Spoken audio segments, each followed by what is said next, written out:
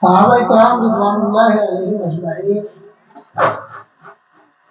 حسنین کریمین رضی اللہ عنہما کے حوالے سے فرمایا کرتے تھے، جبکہ رسول پاک علیہ الصلوۃ والتسلیم رفیق اعلیٰ سے جا ملے اور اگر کوئی پوچھتا کہ رسول پاک علیہ الصلوۃ والتسلیم دکھتے کیسے تھے، کیا بات ہے، ایسے وقت میں صحابہ کرام کا جواب ہوتا کہ اگر رسول اللہ کو دیکھنا ہو تو حسنین کریمین بہت اچھے، روایات متعدد ہیں، جن روایتوں میں یہ آتا ہے کہ رسول پاک علیہ الصلوۃ والتسلیم سے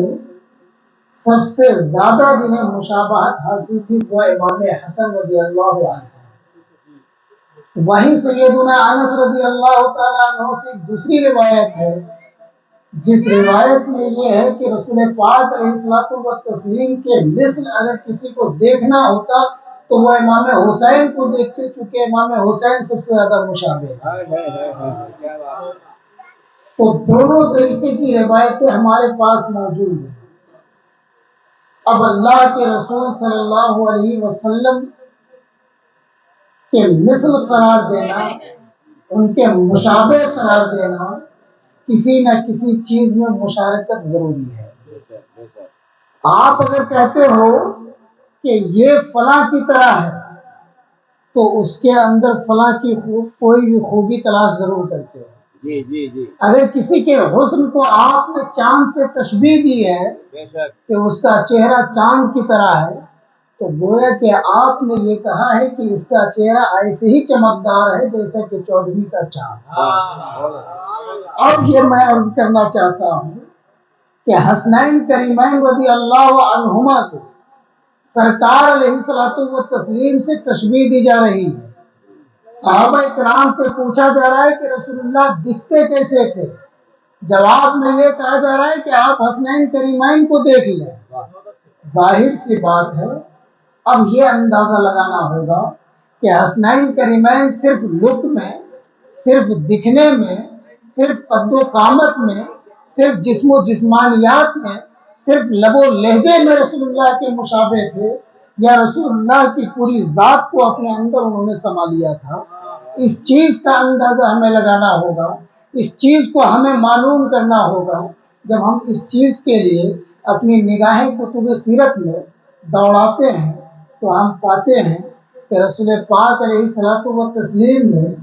ان کا ایک خاصہ تھا کہ آپ غلام آزاد کیا کرتے تھے، آپ غلاموں کی آزادی میں بڑے پیش رہا کرتے تھے۔ اگر آپ اس کی نظیر دیکھنا چاہیں تو سیدنا بلال رضی اللہ عنہ کو دیکھ سکتے ہیں، آپ غلاموں کی آزادی کی نظیر دیکھنا چاہتے ہیں تو حضرت سلمان فارسی رضی اللہ عنہ کو دیکھ سکتے ہیں۔ اسی طریقے سے یکے بعد دیگر ڈھیر سارے آپ کو مل جائیں گے جنہیں رسول اللہ نے آزاد کرایا، کبھی ان کو خرید کر کے، کبھی ان کے مالک کی فرمائشوں کو پوری کر کے۔ کیا یہ خوبی سیدنا امام حسن کے اندر موجود ہے یا نہیں؟ ذرا اس چیز کو ہم ملاحظہ کریں۔ جب رسول اللہ سے ہم نے مشابہ قرار دیا ہے، جب ہم نے رسول اللہ کے ہم مثل قرار دیا ہے، جب رسول اللہ کی خوبیوں کا خوگر بنا کر رکھا ہے، تو ذرا ہم اندازہ لگائیں کہ سیدنا امام حسن کے اندر یہ چیز پائی جاتی تھی یا نہیں۔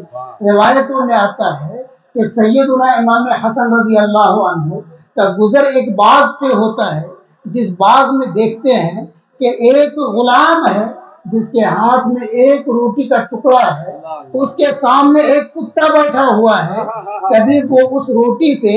ایک لقمہ خود اپنے منہ میں رکھتے، کبھی ایک لقمہ اس کتے کے منہ میں رکھتے۔ یہ ماجرا سیدنا امام حسن نے دیکھا تھا۔ پوچھا سیدنا امام حسن نے اس غلام سے کہ تمہارے پاس صرف ایک روٹی ہے اور مجھے معلوم ہے کہ تمہارے لیے ایک روٹی کافی نہیں ہے، تیرے جسم کے اعتبار سے تجھے کئی روٹیاں درکار ہے، تیرے کام کے اعتبار سے تجھے کئی چیزیں درکار ہے، مگر تیرے ہاتھ میں ایک روٹی میسر آیا ہے، اسے بھی تو اپنے اور کتے کے درمیان تقسیم کر رہا ہے، بتاؤ کیا وجہ ہے؟ فرمایا اس غلام نے کہ مجھے حیا آتی ہے کہ میں اپنا پیٹ بھروں اور اللہ کا کوئی مخلوق ہمارے سامنے بھوکا رہ جائے. یہی وجہ ہے کہ امام حسن رضی اللہ عنہ جب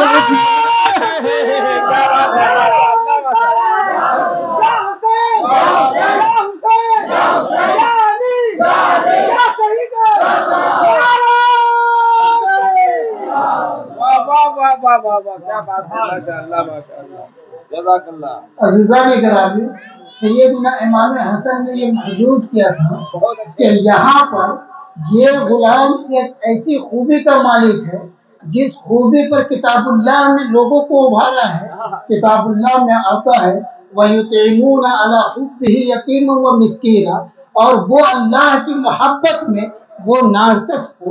یتیم کو کھانا کھلایا کرتے ہیں. دوسری جگہ اللہ تعالیٰ ارشاد فرماتا ہے وَآتَى الْمَالَ عَلَىٰ حُبِّهِ ذَوِي الْقُرْبَى وَالْيَتَامَىٰ، وہ اللہ کی محبت میں قریب تر لوگوں کو، محتاجوں کو اللہ کی محبت میں ان کی مدد کیا کرتا ہے. جب یہ خوبی غلام کے اندر امام حسن نے دیکھا ہے، امام حسن اس غلام کے مالک کے پاس جاتے ہیں اور کہتے ہیں کہ میں نے تیرے غلام کو فلاں باغ میں دیکھا ہے، میں تم سے وہ غلام خریدنا چاہتا ہوں. تو وہ آقا کہتا ہے غلام کے اندر تو نے ایسی کون سی خوبی دیکھ لی ہے؟ یہی سوال سیدنا ابو بکر سے کیا گیا تھا جب آپ نے سیدنا بلال کو خریدا تھا کہ تم نے بلال کے اندر ایسی کون سی خوبی دیکھ لی ہے جس کی بنیاد پر تو بلال کو خریدنے کے لیے چلا آیا ہے. ذرا ملاحظہ کریں، رسول اللہ کو اس وقت شریک قرار دیا تھا سیدنا ابو بکر نے. وہاں پر رسول اللہ سیدنا بلال رضی اللہ تعالیٰ عنہ کی خریداری کر رہے ہیں. یہاں امام حسن رضی اللہ تعالیٰ عنہ اس غلام کی خریداری کے لیے اس کے آقا کے پاس جا رہے ہیں اور کہہ رہے ہیں کہ میں اس کے اندر ایک ایسی خوبی پاتا ہوں جو خوبی اہل ایمان کی ہے، اور میں چاہتا ہوں کہ جو شخص مومن رہے وہ غلام نہیں، وہ آزاد رہے. میں اسی لیے چاہتا ہوں کہ میں اسے خرید کر تمہارا آزاد کر دوں.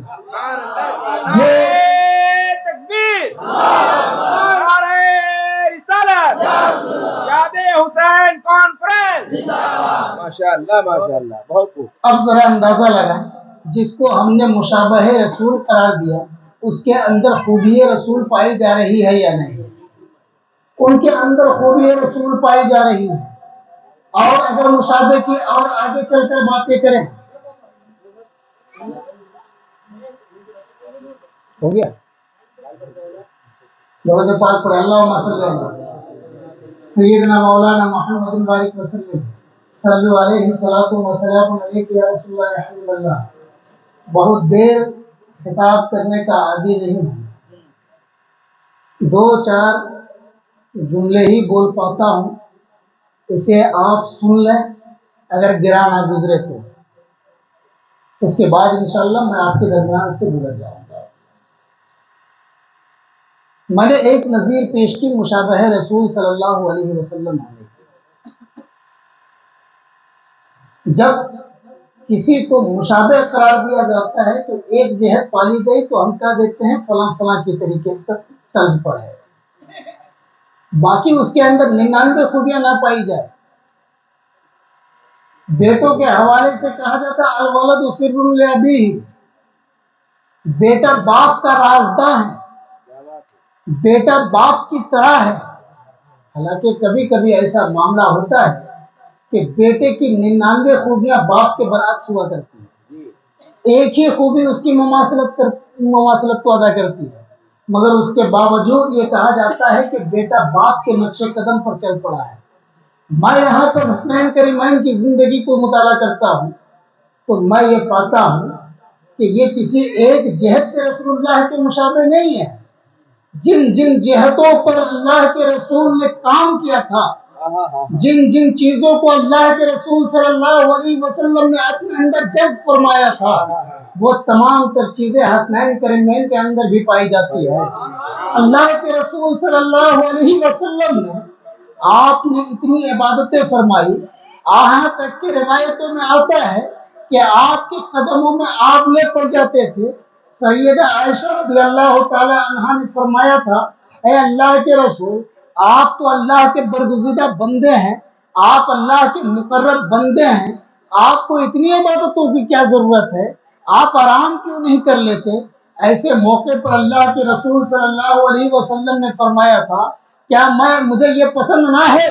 کہ میں اپنے رب کا سب سے بڑا شکر گزار بندہ بن جاؤں؟ ذرا ملاحظہ کریں، سیدنا حسن رضی اللہ تعالیٰ عنہ کے بارے میں روایتوں میں آتا ہے، جیسے کہ امام ذہبی نے اپنی کتاب کے اندر درج فرمایا کہ امام حسن رضی اللہ تعالیٰ عنہ رات کو 2 حصوں میں بانٹا کرتے تھے،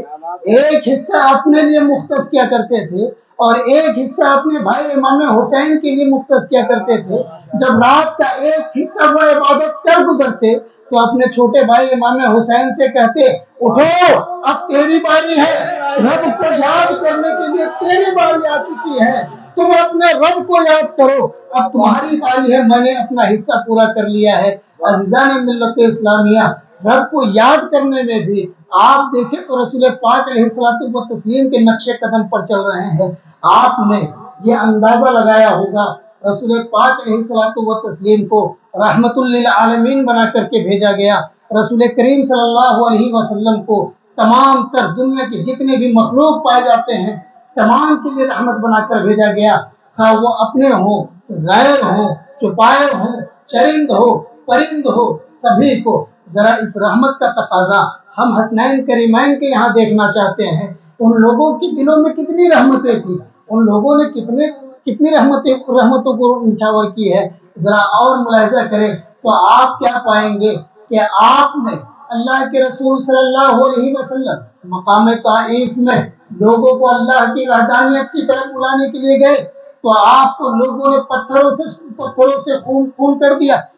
آپ کو لوگوں نے گالیاں تک دی، طرح طرح کی اذیتیں دی، مگر رسول پاک علیہ الصلوۃ والتسلیم کی زبان پر اگر اس وقت جاری و ساری تھا تو وہ صرف یہی تھا، اے اللہ یہ میری قوم ہے، مجھے نہیں جانتی اور مجھے یقین ہے کہ ان کی نسلوں سے کچھ ایسے لوگ پیدا ہوں گے جو اللہ کی کتاب کی تلاوت کیا کریں گے۔ عزیزان ملت اسلامیہ، اتنی اذیتوں کے بعد، اتنے تکالیف کے بعد اللہ کے رسول صلی اللہ علیہ وسلم نے ان کے لیے بد دعائیں نہیں کی، ان کا بدلہ نہ لیا، ان سے انتقام نہ لیا، یہاں تک کہ عذاب کے فرشتے بھی اس وقت حاضر ہوئے تھے۔ اللہ کے رسول اگر آپ حکم دے دیں تو میں ان کے اوپر پہاڑ کو لا کر ڈال دوں، اے اللہ کے رسول اگر آپ حکم دے دیں تو میں ان کے اوپر پانی برسا دوں یہاں تک کہ یہ تباہ ہو جائیں۔ ہواؤں کا فرشتہ آیا تھا، اے اللہ کے رسول آپ مجھے اجازت دے دیں تو ہم ان کو ہواؤں سے اتنی دور اڑا کر لے جائیں کہ یہ دوبارہ کبھی ادھر آ نہ سکے۔ عزیزان ملت اسلامیہ، ساری قوتوں کے باوجود اللہ کے رسول صلی اللہ علیہ وسلم نے اللہ سے یہ دعا کی تھی، اے اللہ یہ میری قوم ہے، مجھے نہیں جانتی۔ ذرا اس چیز کو ملاحظہ کریں تو ہم پاتے ہیں سیدنا امام حسن رضی اللہ عنہ یہ بڑے بردبار تھے، کبھی لوگوں نے ان کی زبان سے گالی تک نہ سنا، کبھی لوگوں نے انہیں انتقام لیتے ہوئے نہ دیکھا، کبھی لوگوں پر انہوں نے شدت اختیار نہ کی، یہاں تک کہ مروان حضرت علی رضی اللہ تعالیٰ عنہ کو گالی گلوچ کیا کرتا تھا، یہاں تک کہ مروان امام حسن رضی اللہ تعالیٰ عنہ کو منبر رسول پر کھڑے ہو کر کے برا بھلا کہا کرتا تھا، مگر سیدنا امام حسن رضی اللہ تعالیٰ عنہ نے کبھی جواب نہ دیا۔ ذرا اور ان کی رحمت کا آگے مثال دیکھیں تو سیدنا امام حسن رضی اللہ تعالیٰ عنہ کو ایک شخص آ کر کے کہتا ہے، فلان یذکرک بسوء، فلاں شخص آپ کو برائی کے ساتھ یاد کرتا ہے۔ امام حسن رضی اللہ عنہ نے کوئی جواب نہ دیا، بلکہ اس کا بدلہ یوں دیا کہ آپ نے کھجوروں کی ایک ٹوکری لی اور عمدہ کھجور لے کر کے گلی میں نکل پڑے۔ گلی میں نکلے، لوگوں نے دیکھا کہ امام حسن چل رہے ہیں، امام حسن ہاتھ میں کھجور کی ایک ٹوکری لیے ہوئے ہیں، ہر ایک متمنی ہے امام حسن کدھر متوجہ ہو رہے ہیں، امام حسین کے قدم مبارک کدھر چلے جا رہے ہیں، یہاں تک کہ آپ ایک دروازے پر جا کر کھڑے ہوتے ہیں، آپ کھٹکھٹاتے ہیں، جن کی طرف سے شکایت پہنچی تھی، یہاں تک کہ وہ دروازہ کھولتا ہے، وہ ہکا بکا رہ جاتا ہے کہ امام حسن آج میرے دروازے پر ہیں، کیا بات ہے، آج آپ میرے دروازے پر کیوں آئے ہیں؟ آپ نے فرمایا کہ مجھے تو نے اپنی نیکیاں ہدیہ دیا تھا، میں اسی کا بدلہ دینے کے لیے تجھے آیا ہوں۔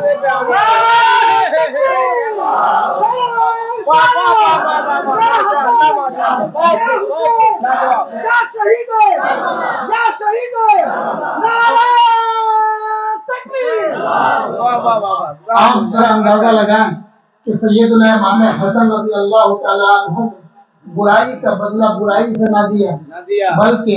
उस बुराई का बदला अच्छाई से दिया और उन्हें नसीहत भी कर दी। फरमाया लक़द अहदैता इलैया हसनातक फ़अरदतु अन उक़ाबिलक, मैंने तूने मेरी तरफ अपनी कुछ अच्छाइयाँ भेजी तो मैंने चाहा कि तुमसे मुलाकात करूं। मुलाकात भी किस चीज़ से करूं? मुलाकात तोहफे और तोहफ़े के ज़रिए से करूं। ज़रा अंदाज़ा लगाएं, तारीख़ इस्लाम में दो सुलह बड़ी मशहूर है। एक सुलह हुदैबिया का मौका है, एक सुलह जो इमाम हसन रज़ी अल्लाह अन्हु ने हज़रत मुआविया रज़ी अल्लाह अन्हु से किया है। मैं मुशाबे बिर रसूल की बात कर रहा हूँ कि किस तरीके से हसनैन करीमैन अपने नाना जान के मुशाबे थे, किस कदर ये अपने नाना जान को फॉलो किया करते थे, किस कदर नाना जान के बताए हुए रास्ते पर चला करते थे। जरा आप अंदाजा लगाएं, सुलह हुदैबिया के मौके पर अल्लाह के रसूल सल्लल्लाहु अलैहि वसल्लम ने कत्लो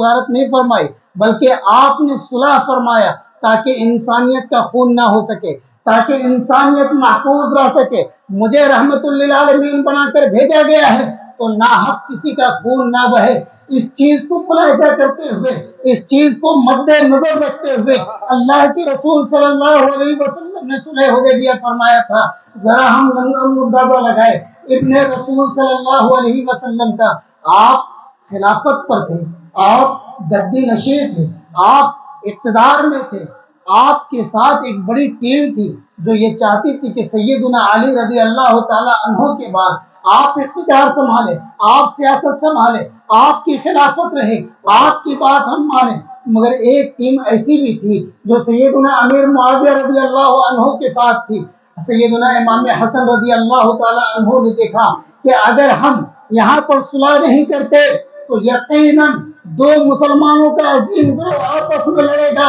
और वो जब लड़ेंगे तो नाहक खून बहेगा। मैं इक़्तिदार का भूखा नहीं हूँ, ऐ मुआविया मुझे इक़्तिदार नहीं चाहिए, मुझे खिलाफत नहीं चाहिए, मुझे सियासत नहीं चाहिए, मुझे सियादत नहीं चाहिए, मुझे मुसलमानों की खून की हिफाजत चाहिए। मैं इसलिए तुमसे सुलह कर रहा हूँ और कोई वजह नहीं है सुलह की। सुलह की वजह सिर्फ यही है कि अल्लाह के रसूल सल्लल्लाहु अलैहि वसल्लम ने फरमाया था, मन क़ाला ला इलाहा इल्लल्लाह असम मिन्नी दिमाउहुम व अमवालुहुम, जिस शख्स ने कहा है ला इलाहा इल्लल्लाह मुहम्मदुर रसूलुल्लाह, उससे मेरा खून भी, उससे उसका खून, उसका माल, हर कुछ महफूज है। मैं मुसलमानों की माल की भी हिफाजत चाहता हूँ, मैं मुसलमानों की खून की भी हिफाजत चाहता हूँ, मुझे इक़्तिदार नहीं चाहिए। यही वजह है कि इस सुलह को कुतुब तारीख ने सुनहरे हरफों में लिखा है और ये जो नज़ीर है, इस नज़ीर को दुनिया पेश करने से कासिर है।